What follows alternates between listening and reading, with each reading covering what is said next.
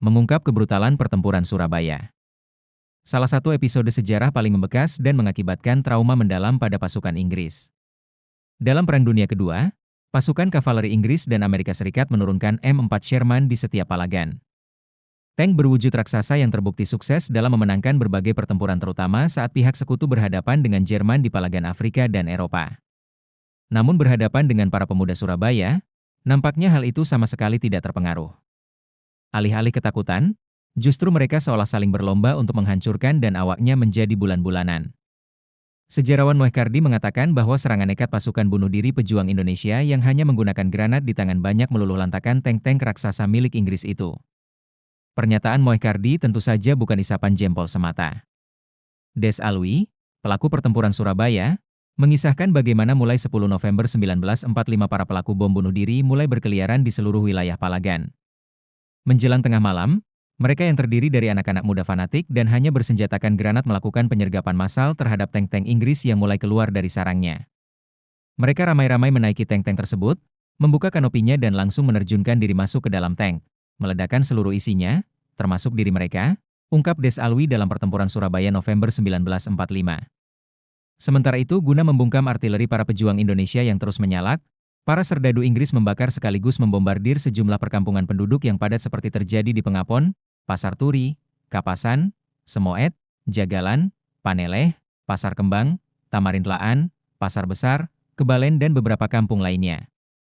Ratusan jasad yang terdiri dari manusia dan binatang seperti kambing, kerbau, sapi, kucing dan anjing bergelimpangan tanpa nyawa di jalanan, kisah veteran pertempuran Surabaya Letnan Kolonel, Purnawirawan, Moe Kajat.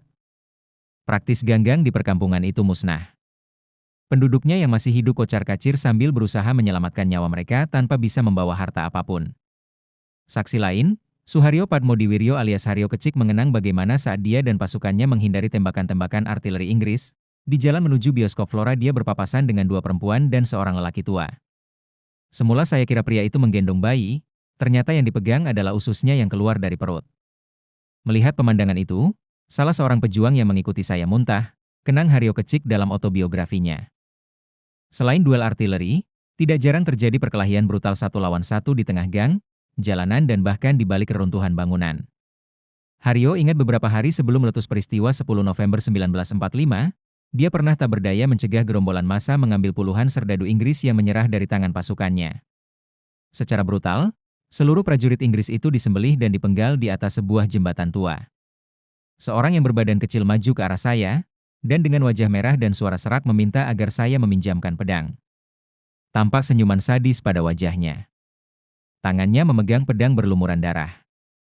Pedang itu bengkok, mungkin karena kualitas bajanya yang rendah dan tidak tahan untuk memotong tulang, tutur Haryo Kecik.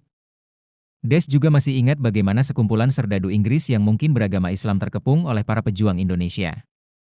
Secara histeris dan panik mereka berteriak-teriak, Allahu Akbar. Namun massa yang marah dan mengira mereka meneriakkan takbir hanya untuk mencari selamat, tak lagi peduli. Semua terbantai hanya dalam sekejap.